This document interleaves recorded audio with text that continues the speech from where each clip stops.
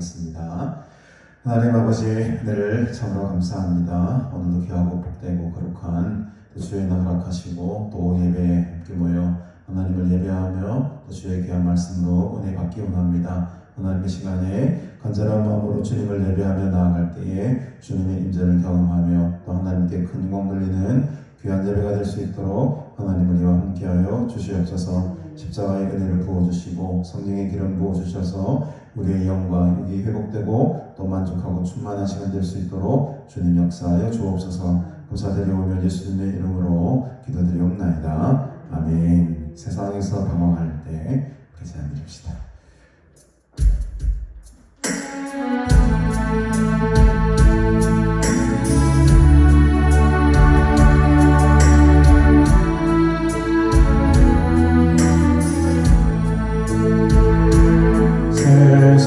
세상에서 방황할 때 나 주님을 몰라내 내 맘대로 고집한 온갖 죄를 저질렀네. 예수여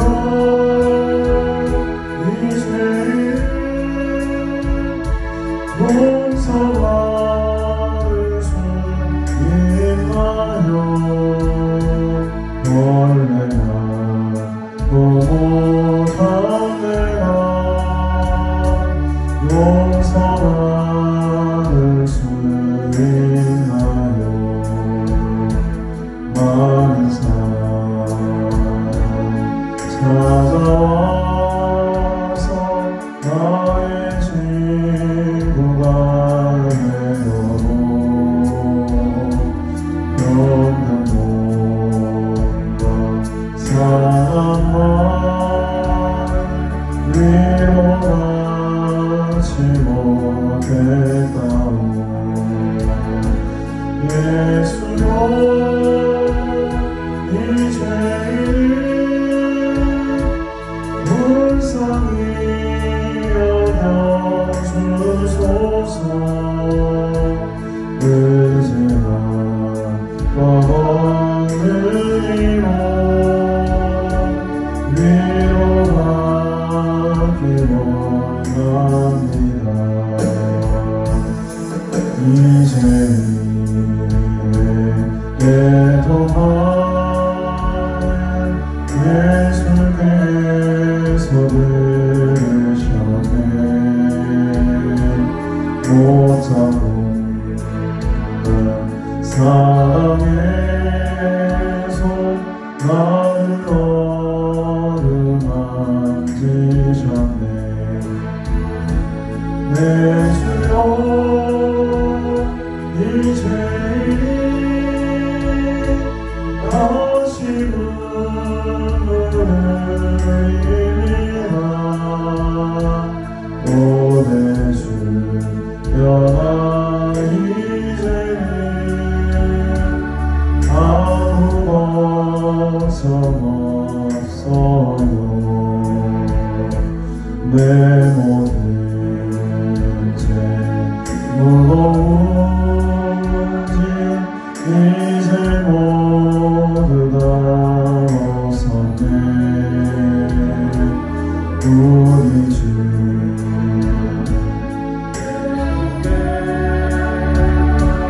나와 함께 계시다오.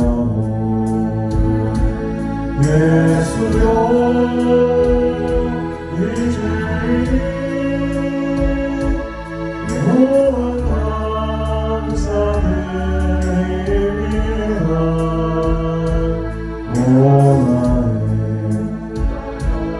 몸까지 주를 위해 바칠 내 모든 죄 무거운 짐 내 모든 죄 무거운 짐 이제 모두 다 벗었네. 우리 주 예수께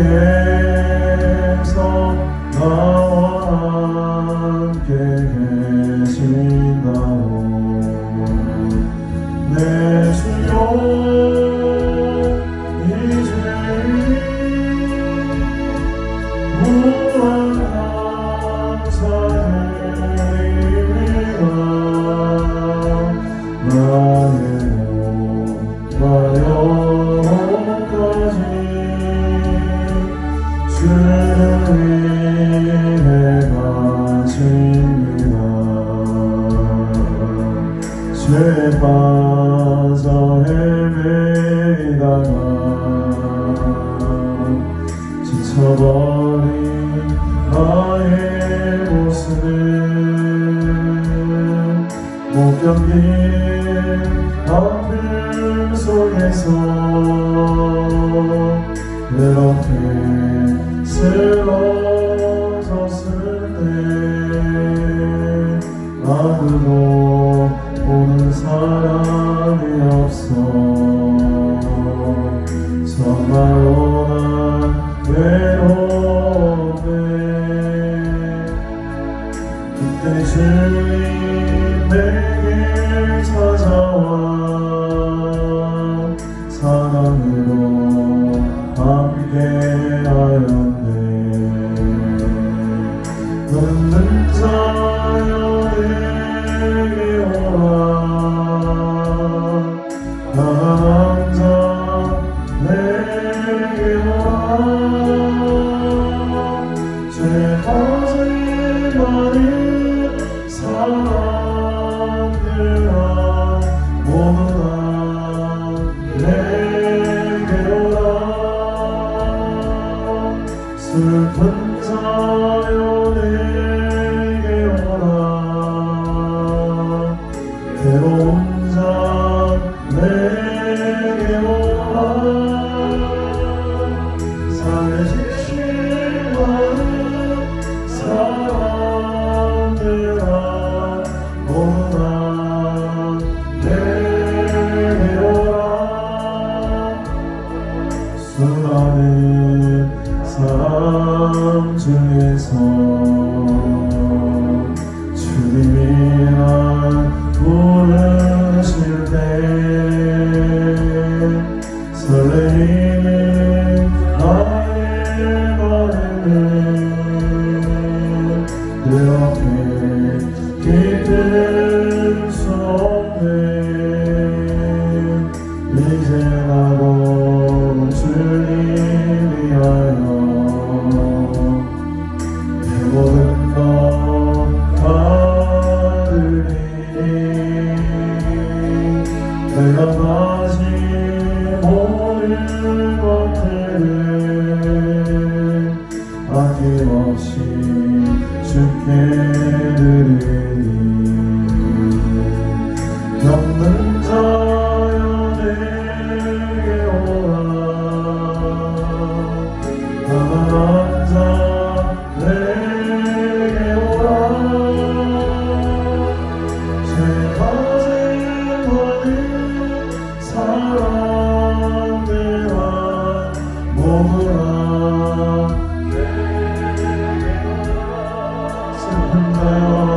슬픈 자여 내게 오라 괴로운 자 내게 오라 삶에 지친 많은 사람들아 모두 다 내게 오라 다시 한번 힘든 자여 힘든 자여 내게 오라 가난한 자 내게 오라 죄 빠진 많은 사람들아 모두 다 내게 오라 슬픈 자여 내게 오라 외로운 자 내게 오라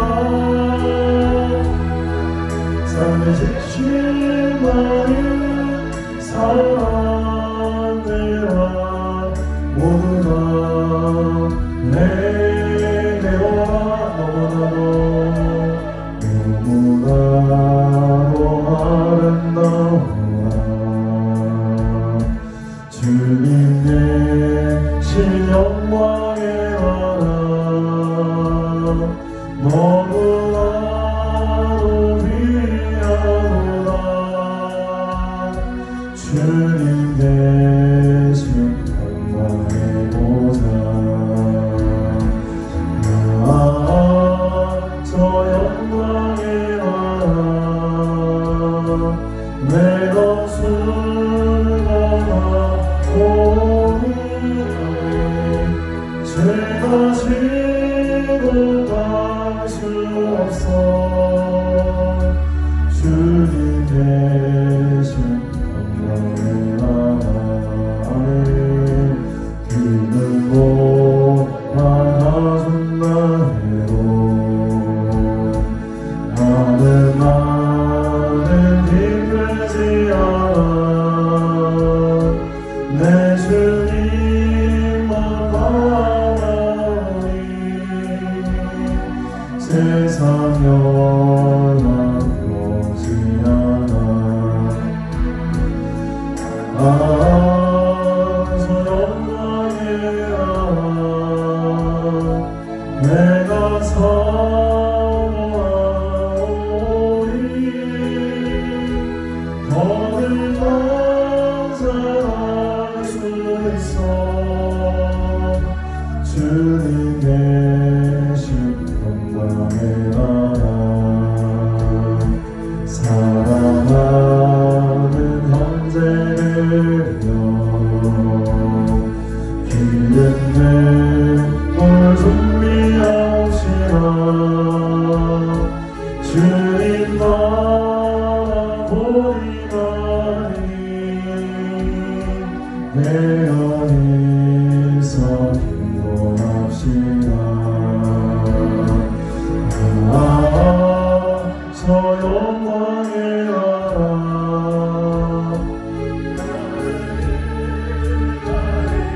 오니 할렐루야 하늘나라 주님께 우리 3절 부르고 간절한 마음으로 기도합니다 사랑하는 형제들여 기름는 물 준비합시다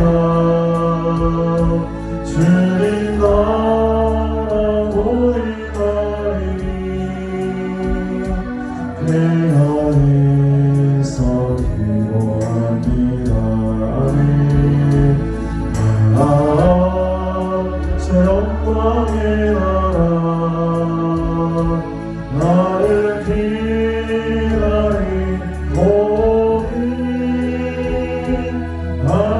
할렐루야 하늘나라 주님께 신 영광의 나라 저 영광의 나라 저 영광의 나라 나를 기다리오니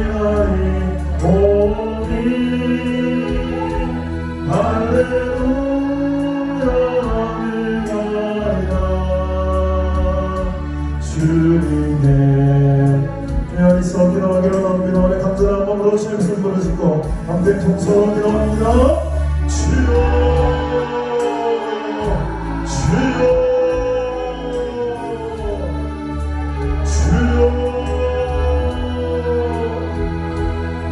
하나님 아버지 영광의 나라를 우리가 바라며 소망을 나아갑니다 주님 오시는 그날을 사모하며 소망을 나아갑니다 주여 우리가 기도하고 깨있기를 원합니다 하나님의 시간과 간절한 마음으로 주님 보다 기도합니다 주여 나의 기도를 들으시고 나를 받아주시옵소서 주여 내 매일한테 임하여 주시옵소서 아버지 하나님의 능력으로 주님의 권한을 믿고 시원한 모든 정원을 씻어주시는 기가여 주시옵소서 옳고도 분명한 마음으로 주님 앞에서 기도합니다 시간에도 간절한 마음으로 기도하나니 하나님의 은혜의 예배를 기도받으시옵소서 하나님의 성소로 들어가게 합니다 하나님의 은혜의 사랑을 들으시고 우리의 기도를 받으소서 오직 우리의 바라보는 시간과 하시는 하나님의 이름을 가운데 찬양하며 기도합니다 하나님의 시간을 불러주시옵소서 주의 님이 가운데 기도합니다 주의 사랑으로 주님의 이름을 펴주시옵소서 아버지 아버지 아버지 아버지 아버지 아버지 아버지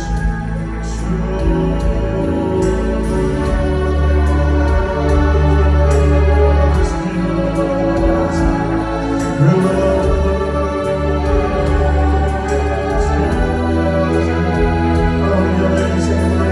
짐들은 주님께 맡기며 나아갑니다. 내 이익한 육신은 주님께 맡기며 나아갑니다. 하나님의 영임을 먼저 주옵소서. 주님의 힘을 부으소서. 하나님의 거룩한 눈으로 함께 해주시옵소서. 우리 영광의 계신 욕되기로 합니다. 거룩하게 합니다. 주의 일어납니다. 주님의 기쁨으로 만져주시옵소서. 주의 말씀을 그대로 임하여 주시옵소서.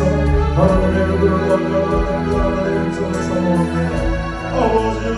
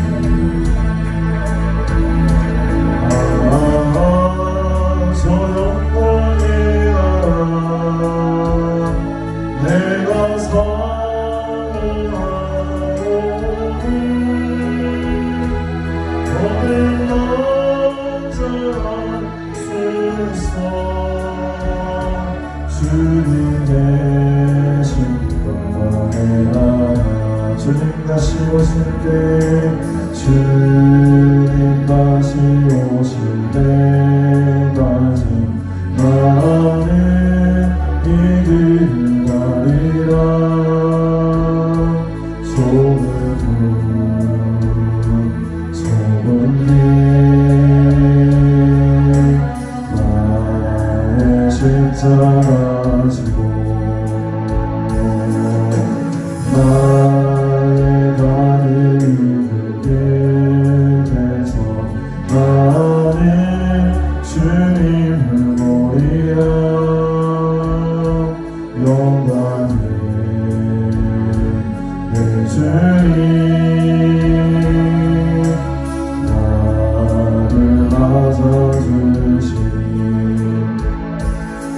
주님 다시 오실 때까지 나는 일어나 올라가리라. 주의 영광 온탕 높을 때 나는 일어나 노래하리. 내 사모하는 주님 온 세상 웃으시라. 내 사모하는 주님 영광의 왕이시라. 주님 다시 오실 때까지 나는 이 길을 가리라.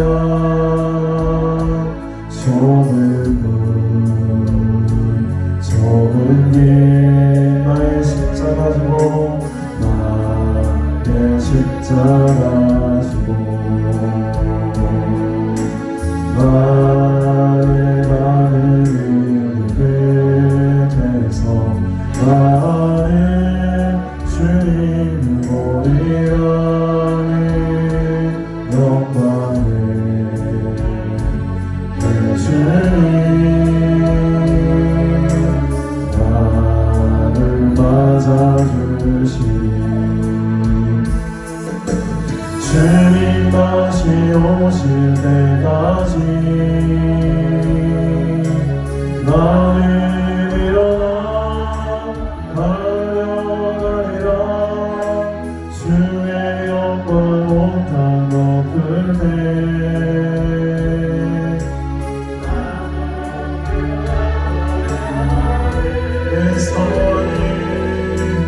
내 사랑하는 주님 온 세상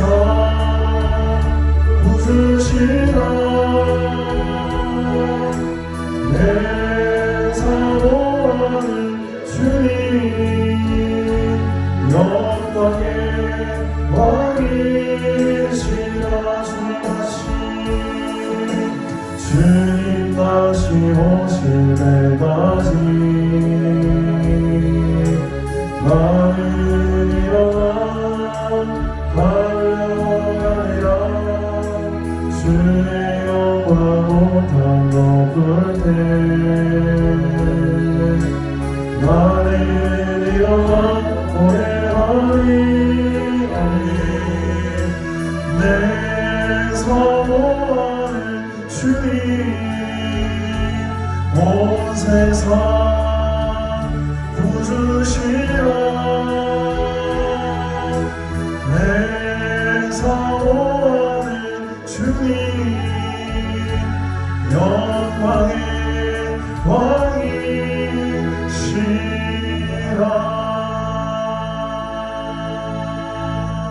아멘. 주님 다시 오시는 그날까지 우리 일어나 달려나갑시다. 오늘도 우리에게 하나님께서 큰 힘과 또 능력을 부어주실 줄로 믿습니다. 그 힘으로 다시 일어서시는 복된 시간 되시기를 주님의 이름으로 축복합니다. 오늘 우리에게 주신 하나님 말씀, 우리 열왕기하 4장 말씀 함께 봅니다. 열왕기하 4장 38절부터 44절 마지막 절까지 함께 보겠습니다. 열왕기하 4장 38절부터 마지막 절까지 함께 보겠습니다. 엘리사가 다시 길갈에 이르니 그 땅에 흉년이 들었는데 선지자의 제자들이 엘리사의 앞에 앉은지라. 엘리사가 자기 사환에게 이르되 큰 솥을 걸고 선지자의 제자들을 위하여 국을 끓이라 하매 한 사람이 채소를 캐러 들에 나가 들포도 동굴을 만나 그것에서 들호박을 따서 옷자락에 채워가지고 돌아와 썰어 국 끓이는 솥에 넣되 그들은 무엇인지 알지 못한지라. 이에 바다가 무리에게 주어 먹게 하였더니 무리가 국을 먹다가 그들이 외쳐 이르되 하나님의 사람이여 솥에 죽음의 독이 있나이다 하고 능히 먹지 못하는지라. 엘리사가 이르되 그러면 가루를 가져오라 하여 솥에 던지고 이르되 바다가 무리에게 주어 먹게 하라 하매 이에 솥 가운데에 독이 없어지니라. 한 사람이 바알 살리사에서부터 와서 처음 만든 떡 곧 보리떡 20개와 또 자루에 담은 채소를 하나님의 사람에게 드린지라. 그가 이르되 무리에게 주어 먹게 하라. 그 사환이 이르되 내가 어찌 이것을 100명에게 주겠나이까 하나. 엘리사는 또 이르되 무리에게 주어 먹게 하라. 여호와의 말씀이 그들이 먹고 남으리라 하셨느니라. 그가 그들 앞에 주었더니 여호와께서 말씀하신 대로 먹고 남았더라. 아멘. 엘리사에 대한 이야기가 계속 이어지고 있습니다. 두 가지의 큰 이적을 엘리사를 통해 하나님께서 보여주시는데 열왕기하 4장에는 총 5가지의 이적과 기적에 대한 내용이 나오죠. 첫 번째는 한 과부의 기름 그릇을 채우시는 그런 기적이 나오고, 또 두 번째는 지난주에 우리가 보았지만 한 수냄 여인의 아들이 안겨지는 그 놀라운 이적도 나타나게 됩니다. 또 세 번째 이적은 이 아들이 죽었는데 그 아들을 다시 살리는 아주 놀라운 기적이 세 번째로 나타나게 되죠. 그리고 오늘 네 번째 기적이 바로 네 번째와 다섯 번째 기적이 이제 오늘 본문에 기록이 되어 있는 것입니다. 오늘 본문만 놓고 보면 두 가지 기적이지만 열왕기하 전체 4장을 한 장 전체를 놓고 보면 네 번째와 다섯 번째 기적이다라고 할 수 있겠습니다. 네 번째, 다섯 번째 기적의 독특한 공통점이 하나가 있죠. 그것은 바로 먹는 것과 관련된 것이었다라는 겁니다. 그래서 이제 우리 38절에 보면 엘리사가 다시 길갈에 이르렀다라고 하죠. 이 길갈이라는 곳은 일종의 이제 신학교가 있는 그런 장소였습니다. 그래서 길갈이 지금 어디 있는지는 위치가 분명하지는 않지만 아마 이 길갈이라는 곳에는 하나님의 생도들을 가르치는 선지 학교가 있었을 것으로 예상이 되고요. 또 그 시기가 어떤 시기였냐 하니까 흉년이 들었다라고 합니다. 그 땅에 흉년이 들었다. 우리 조금 조금 뒤로 넘어가서 열왕기하 8장을 한번 가고 싶어요. 8장 우리 1절을 보십시다. 8장 1절에 보면 엘리사가 이전에 아들을 다시 살려준 여인에게 이르되 너는 일어나서 네 가족과 함께 거주할 만한 곳으로 가서 거주하라. 여호와께서 기근을 부르셨으니 그대로 이 땅에 몇 년 동안 7년 동안 임하리라 라고 합니다.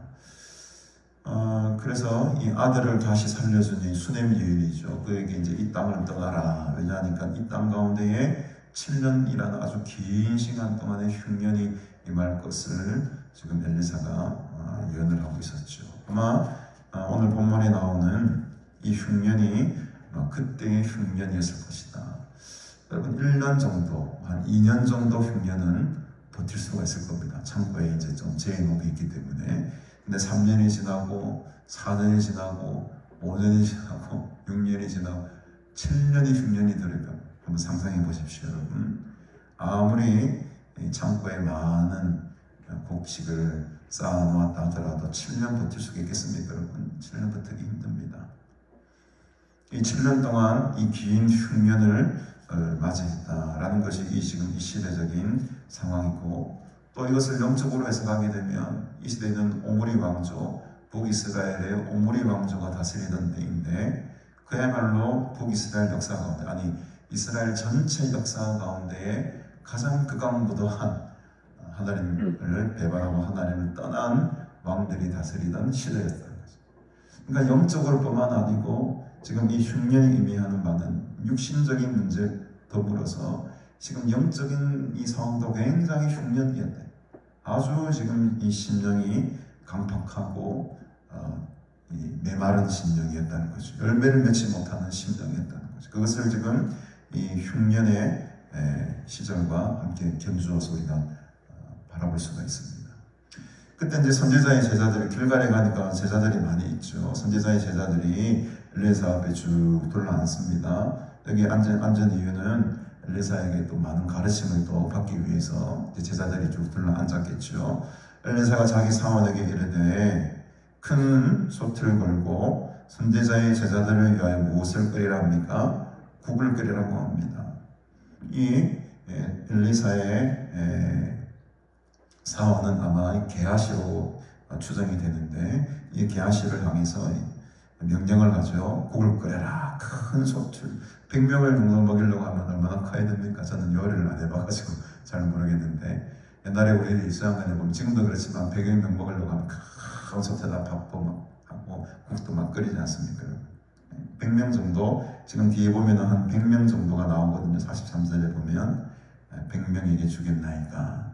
한 100명 정도 되는 그 제자들을 먹이기 위해서는 큰 솥이 필요했을 것이고, 또 많은 국을 끓여야만 했을 것입니다.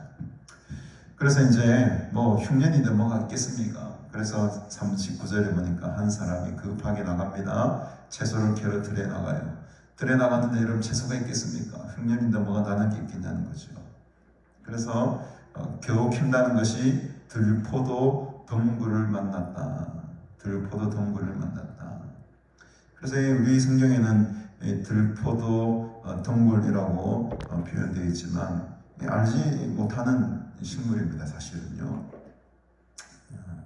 그래서 이 열매를 추정하기로는 아주 쓴 열매였을 것이고, 또 먹으면은 복통과 이렇게 막 신경통을 유발하는 그런 열매로 예상을 하는 거죠. 그래서 이 열매라는 것이 정체불명의 열매를 그냥 가져온 거예요. 그래서 여러분, 우리도 보면 이 사내 같은 데 보면 먹어야 되지 말아야 될 것들이 있는데 잘 통과 못하면 목 큰일 나는 경우도 있지 않습니까? 하도 이제 뭐 먹을 게 없다 보니까 뭐 이것저것 따질 게 없어요. 뭔가 열매처럼 보이는 거를 다 긁어온 겁니다. 그것에서 들호박을 땄다라고 하는데, 이 들호박, 옛날 성경에는 들외라고 표현합니다. 참회할 때 외자 들외로 표현하는데, 우리 개역개정에는 들호박으로 다시 변경해서 이제 번역을 했습니다. 그것은 무슨 말이겠습니까? 들외인지 들호박인지 성경 번역자들도 헷갈리는 거예요. 정체불명의 식물인 것입니다. 그래서 이제 그 시험 연구하는 사람들에 의하면 이 들외는 한 2.5cm 정도 되는 아주 껍질이 2.5cm니까 뭐 얼마나 두껍겠습니까? 딱딱하고 두꺼운 그런 껍질을 가지고 있는데, 아주 이것은 이 즙이 아주 쓴 것으로 지금 알려져 있다고 합니다. 우리는 잘 모르죠. 그 지역은 한 번도 가본 적이 없으니까, 거기 난 열매들을 배워본 적이 없으니까, 이 지리학자들이나 식물학자들의 의견에 따르면 이런 열매들이었다는 것을 추정할 뿐입니다. 어쨌든 이 들호박과 들포도동굴이 의미하는 바는, 그 당시 워낙 먹을 것이 없으니까 그냥 들에 그냥 피는 아무나 그냥 가져온 거예요. 뭐 열매가 없으니까요. 들에서 막 굴러다니는 그런 열매들 이것저것 긁어 모아가지고 이제 그냥 솥에 그냥, 이런 말로 그렇지만 때려 막 넣어버려요. 그래서 이제 옷자락에 채워가지고 돌아와서 썰어서 국 끓이는 솥에 넣었는데, 그들의 무엇인지 알지 못했다고 합니다. 이게 열매가 무슨 열매인지도 모르고 그냥 뭐 넣은 거예요. 뭐 국을 끓이라 하니까 재료도 없고 그냥 모르겠다 하고 막 뜨다가 그냥 먹을 만한 것 같으면 무조건 그냥 다 짬뽕으로 넣은 겁니다.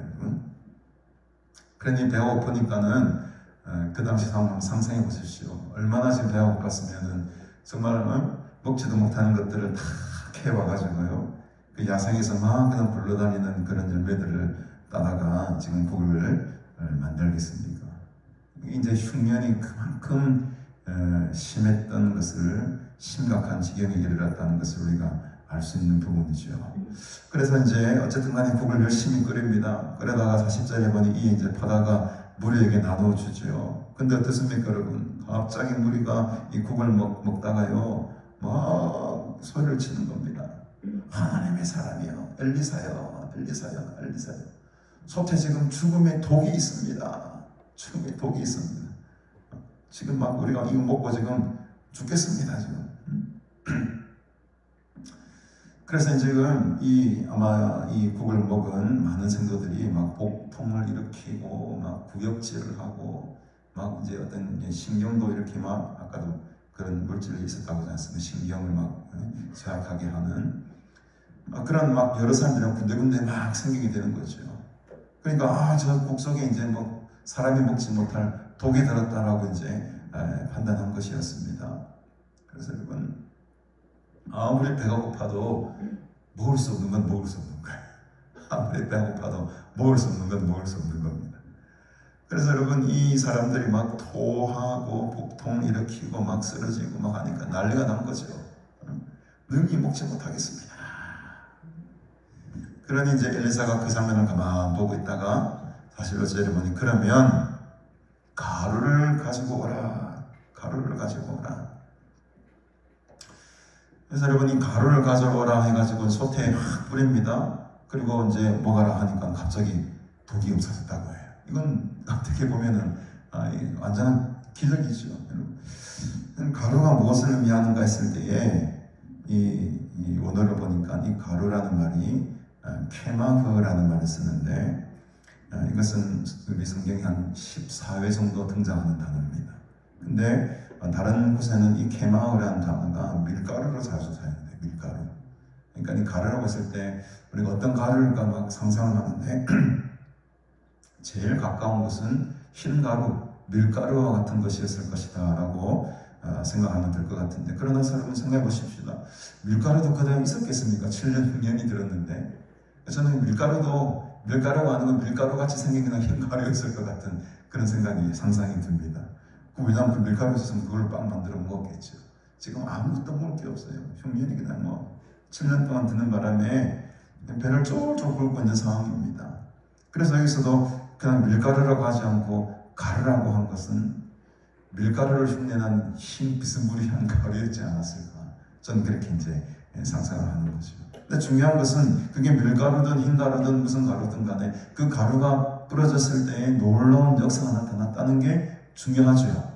아무도 먹지 못하는 그 독이 들어있는 그 국을요, 지금 이 밀가루 비슷한 흰가루가 뿌려지자마자 속 가운데에 독이 없어졌다고 하지 않습니까, 여러분? 여러분, 이게 믿어지십니까?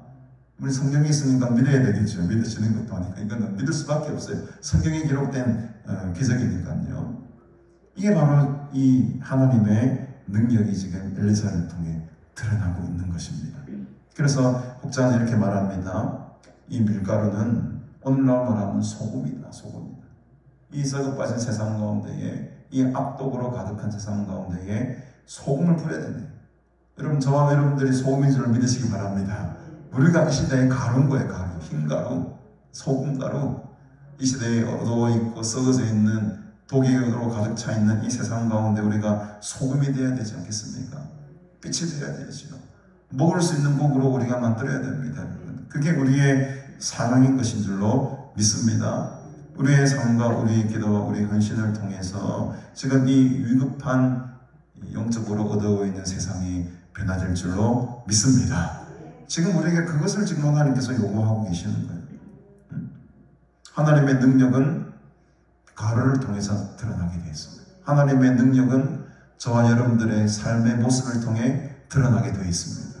오늘 저는 저와 여러분들이 다 이런 흰 가루와 같은 깨끗한 소금과 같은 그런 아름다운 주님의 도구들로 사용되기를 간절히 바랍니다. 이게 바로 우리에게 주신 이 시대의 삶은 아니겠습니까? 이 시대의 사명, 이 어두운 시대, 우리가 함께 찬양을 불렀지만 주님 다시 오실 그날까지 우리가 기다리며 깨어있어 기도하기를 원합니다. 그 십자가의 길을 걸어가는 것 녹록치가 않은 겁니다. 다 빠져야 됩니다. 녹아져야 되는 거예요. 이 세상 가운데 우리가 부서지고 녹아지고 스며들 때에 국이 변하는 거예요. 이 세상이 변하게 되는 겁니다. 세상 속으로 들어가지도 않고 세상과 세상 사람들이 그 아픔을 안아보지도 않고 세상을 변화시키겠다? 있을 수 없는 일입니다. 우리가 국 속으로 들어가야 돼요. 세상 속으로 들어가서 거기서 그 사람들과 함께 어우러져서 변화시키고 새로운 세상을 우리가 만들어 나가야 됩니다. 그게 우리의 사명이고 우리에게 주신 하나님의 큰 숙제입니다. 이 귀한 사명을 여러분 잘 감당하시기를 주님의 이름으로 축복합니다. 하나님의 능력이 있을 때에 별것 아니었던 그 흰 가루가 이런 엄청난 능력을 해내더라는 거죠. 하나님께서 우리와 함께 하시면 우리는 아무것도 아니지만 하나님의 능력이 손이 우리와 함께 하시면 이 세상을 변화시킬 수 있는 엄청난 슈퍼맨들이 되는 거예요. 능력자들이 되는 겁니다.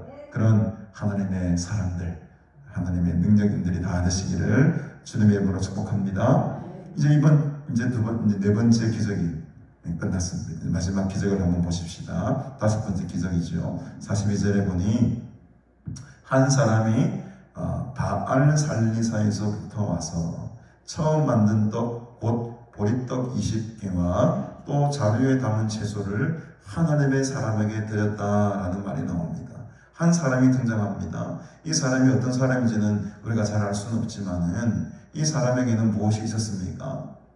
보리떡 20개가 있었어요. 또 자루에 담은 채소가 얼마간 있었습니다. 근데 중요한 것은 이 보리떡이 어떤 보리떡이었냐 하면 처음 만든 떡이라고 해요.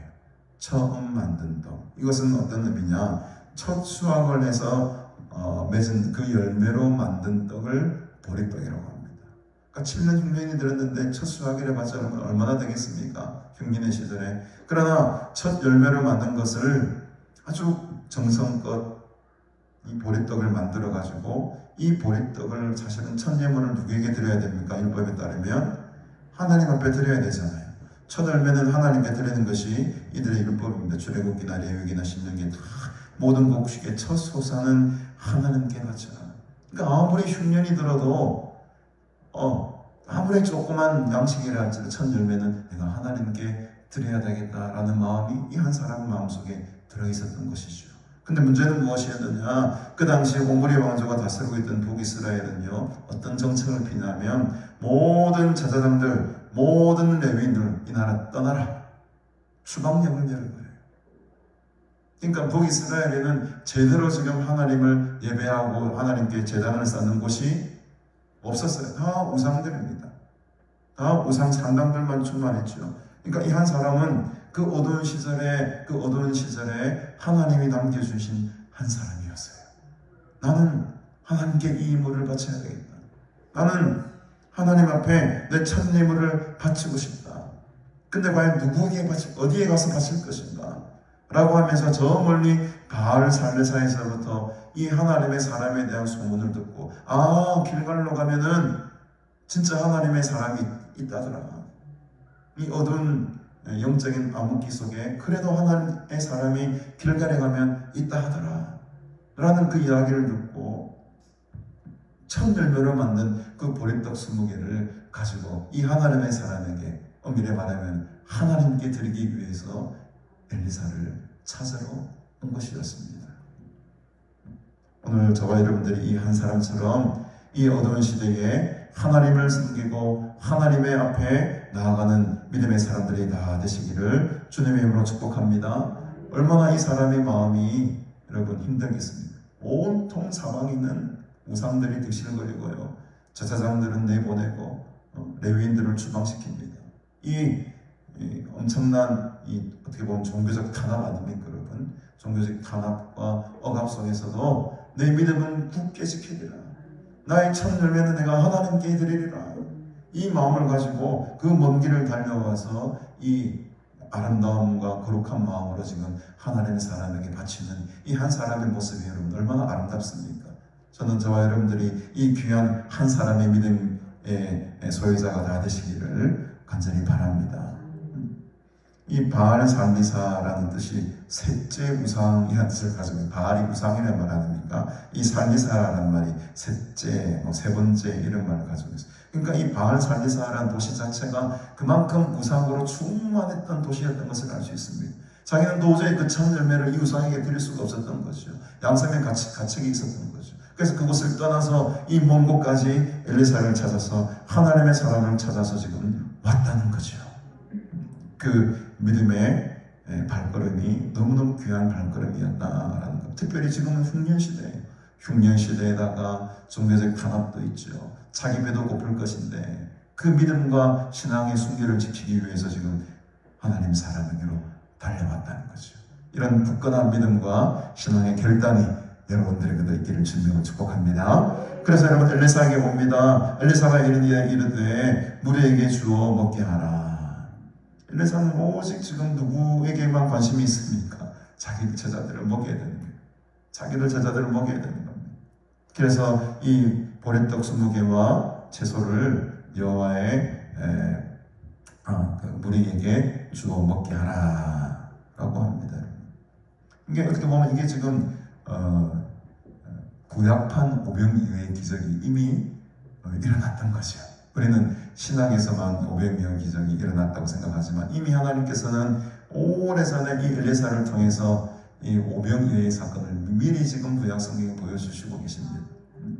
사실 20개의 보리떡 가지고 이 100명을 먹이는 것 그렇게 쉽지가 않았을 겁니다. 20개는 사실은 한 사람당 보리떡 하나만 먹어도 좀 부족한 분량이에요. 근데 지금 100명이 있는데 여기서 다 조각조각 내가지고 한 조각씩 조금씩 먹으면 뭐 돌아갈까? 배불리 먹을 수 있는 그런 상황이 아니죠. 아닙니다. 그러나 엘리사에게는 확신이 있었습니다. 여호와의 말씀이 그들이 먹고 남으리라. 이 여호와의 말씀이 엘리사에게 들렸던 거죠. 엘리사가 상식적으로나 과학적으로나 어떻게 산술적으로는 저 100여 명의 제자들에게 이 빵 가지고 다 먹일 수가 없었지만 감동이 온 거죠. 하나님께서 말씀하셨다. 하나님께서 나에게 음성을 주셨다. 여호와의 말씀이 그들이 먹고 남을 것이다. 남을 것이다. 오늘 이 여호와의 말씀이 우리 심령에 들려져서 먹고도 남은 그런 귀한 기적과 역사가 일어나기를 바랍니다. 그가 그들 앞에서 주었더니 여호와께서 말씀하신 대로 먹고 남았더라. 이 그러한 사람이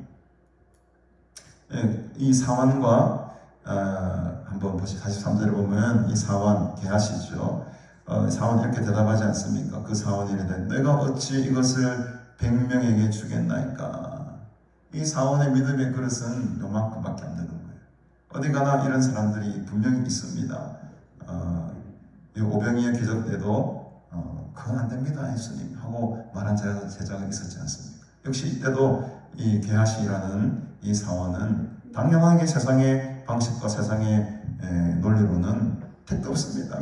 내가 어찌 이것을 100명에게 주겠습니까? 자기가 주는 게 아니잖아요. 자기가 주는 게 아니잖아요. 근데 내가 어찌 이것을 자기가 줘야 되는 것으로 지금 착각하고 오해하고 있는 겁니다. 여기서부터 출발점부터가 잘못된 거예요. 우리는 내가 하는 것이 아니고 하나님이 일하시는 거죠.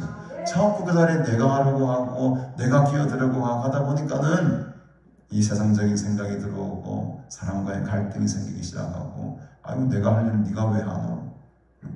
이런 막 인간적인 생각이 막 집어 들어가는 거예요. 내가 하려고 하다 보니까 내가 어찌 이것을 누가 네 보고 하랬냐? 누가 네 보고 하랬냐고. 네가 하라는 게 니는 그냥 나눠주기만 할 뿐이면 되는데 네가 무슨 빵을 만들어다가 뭐 더 주라 이런 말이 아니잖아 이 바보야. 엘리사가 속으로 그렇게 생각했을 거예요. 여러분 내가 하는 게 아닙니다 여러분. 하나님의 일은 하나님이 하시는 거예요. 하나님이 하시는 겁니다. 그래서 우리는 나눠주라면 나눠주면 되는 거예요. 그 일만 하면 되는데 온갖 그 너머의 걱정까지 우리가 다 하고 있습니다. 세상의 걱정과 염려, 근심이 우리의 일을 가로막고 있는, 하나님의 일을 계속 가로막고 있는 것입니다. 그러나 이 엘리사에게는 확신이 있었죠. 또 이르되 무리에게 주어 먹게 하라. 2번이나 연속해서 말합니다. 여러분 하나님의 말씀에 확신이 있었으면 그 말씀 붙들고 나가야 됩니다. 포기하지 않고 그것을 향해 달려나가야 됩니다. 때로는 그래서 되겠나? 그 222 보리떡 수명 갖고 100명 먹일 수 있겠나? 이런 세상의 소리가 막 들려옵니다. 그러면은 자기가 그 말씀에 응답 확실히 받았음에도 불구하고 또 의심이 드는 거죠. 그런 거 같네. 안 될 것 같지? 안 될 것 같지? 중간에 포기해버려요. 여러분들의 확신과 믿음에 또 하나님의 음성에 확신이 있으시면 그 믿음 붙들고 말씀 붙들고 끝까지 달려나가는 그런 힘도 우리에게 필요한 줄로 믿습니다. 그 여호와의 말씀이 그들이 먹고 남으리라고 하셨다. 나는 여호와의 말씀을 분명히 들었다. 그 확신으로 지금 이 일을 밀고 나가는 거예요. 84절에 그가 그들 앞에 주었더니 여호와께서 말씀하신 대로 먹고 남았더라. 믿으십니까 여러분? 하나님의 약속의 말씀대로 먹고 남았습니다. 이게 성경의 기사입니다. 우리가 성경을 믿는다면 이 기적이 믿어지는 내가 있기를 바랍니다. 오늘 우리의 삶 가운데 속에서도 중요한 것은 여호와의 말씀대로 이루어지리라. 히브리 성경에 보면 여호와의 말씀과 같이라는 말이 사실은 제일 뒤에 기록이 되어 있습니다. 우리 성경에는 그가 그들 앞에 주었던 여호와의 말씀하신 대로 먹고 남았더라라고 되어 있지만, 사실은 이 어구의 순서를 보면 저희들이 먹고 다 남았더라 여호와의 말씀같이 이렇게 기록이 되어 있습니다. 이 말은 무엇이냐면 이 열왕기하 전체 이 4장 말씀을 마무리하는 가장 중요한 단어가 제일 뒤에 딱 나오게 되는데, 그게 바로 여호와의 말씀과 같이. 그러니까 지금까지 일어났던 하나, 둘, 셋, 넷, 5가지의 기적 전체가 무엇으로 이루어졌다는 겁니까? 여호와의 말씀으로 이루어졌다. 이것을 지금 이 성경 기자는 강조하고 있지만 우리 성경에는 그게 눈이 잘 안 들어오죠. 그러나 히브리 성경을 보면 제일 마지막 단어가 여호와의 말씀과 같이 되었다. 이 말이 제일 뒤에 딱 들어가 있어요. 그것은 지금까지 이루어졌던 모든 기적이 엘리사의 능력이 아니고, 엘리사의 믿음이 아니고, 이 종의 믿음도 아니고, 누구의 능력이었다? 하나님의 말씀의 능력이었다라는 것을 딱 점을 찍고 이 열왕기하 4장 말씀을 맺고 있다는 거죠. 오늘 우리는 엉뚱하게 내가 하나님의 음성을 들었다, 듣지도 않아놓고 들었다, 이런 땡꼬집을 표현하는 것이 아닙니다, 여러분. 영적인 분별력을 가지고 내가 말씀 속에서 기도할 때 분명한 그 하나님의 응답과 확신이 들 때가 있어요, 여러분. 그때는 여러분 그 말씀 붙들고 가는 겁니다. 여호와의 말씀과 같이 이루어지리다. 그 여호와의 말씀의 확신이 저와 여러분들에게 있다면 이 어두운 시절에도 하나님께서 우리를 들어 사용하십니다.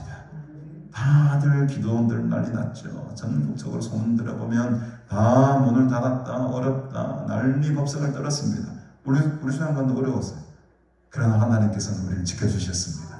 여호와의 말씀과 같이 그 말씀 붙들고 한 길로 쭉 달려가다 보니 지금까지 여러분, 지난주에 제가 올라오는 성도들 수의 통계를 내어보니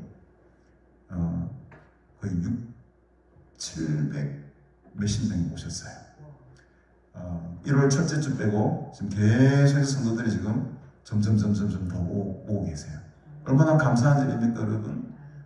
저는 이 어두운 시절에도 하나님께서 기도를 하려고 하는 그 기도자를 남겨주셨다는 거예요. 그 어려운 시절에도 엘리야의 시절에도 7,000명의 용사들을 남겨주셨고, 이 엘리사의 어두운 시절에도 300명의 용사를 남겨주셨고, 지금 우리 이 세대를 살아가는 이 어두운 시대에도 저와 여러분같이 기도하는 사람들을 하나님께서 남겨주신 겁니다. 저는 그 남겨주신 분들이 오늘 이 하나님의 말씀을 붙들고 살아갈 때 수많은 기적의 도구가 되어질 줄로 믿습니다. 저는 이 가난 수양관이 또 저와 여러분들이 그 삶 속에서 이 하나님의 거룩한 도구로 쓰임받을 때에 오늘 말씀과 같이 그들이 먹고 남으리라, 남을 만큼 충만한 역사가 부어지는 역사가 우리 삶 가운데, 이 가난 수양 가운데 충만히 임하게 될 줄로 믿습니다. 그 하나님의 약속의 말씀을 오늘도 우리가 마음속에 새기시고 주의 말씀대로 우리가 행하고 나아갈 때에 오늘 이 2가지의 기적이 일어났던 것처럼 우리가 참 흰 가루가 되어서 내가 스스로 부서지고 깨어지고 녹아질 때에 사람을 살리고 생명을 살리는 하나님의 귀한 도구로 쓰임받듯이, 또 여호와의 말씀에 의지하여 이 말씀의 양식을 이 세상 가운데 나누어주며 살아갈 때에 수많은 사람들이 영적으로 다시 하나님께로 돌아오고 큰 부흥의 역사가 나타나는 그 기적을 우리가 보았지 않습니까? 그 기적의 주인공들이 다 되시기를 주님의 이름으로 축복합니다. 하나님 아버지, 은혜를 참으로 감사드립니다. 오늘도 하나님의 귀한 말씀으로 우리에게 은혜와 도전을 주시니 감사합니다. 우리가 이 세상의 소금이 되어서 참으로 세상을 변화시키는 하나님의 귀한 도구로 쓰임받기 원합니다. 주의 말씀 붙들고 나아갈 때에 이 오병이의 기적이 수많은 사람들이 먹고 남은 것 같이 그 풍성한 기적이 우리 삶을 통해 일어나게 될 줄로 믿습니다. 여호와의 말씀이 항상 우리와 함께 하시고 그 말씀 붙들며 살아갈 때에 하늘의 능력과 기적을 날마다 체험하며 살아가는 우리 모두가 되게 하여 주시옵소서. 지금은 우리 구주 예수 그리스도의 은혜와 하나님 아버지의 무한하신 사랑과 성령님의 교통교제 충만 위로하심의 은총이 오늘도 하나님의 말씀을 의지하며 그 말씀대로 살아갈 때에 하늘의 능력과 기적을 경험하며 살아가기를 간절히 소원하는 너희 모든 무리들과 영원토록 함께 있을지어다. 아멘.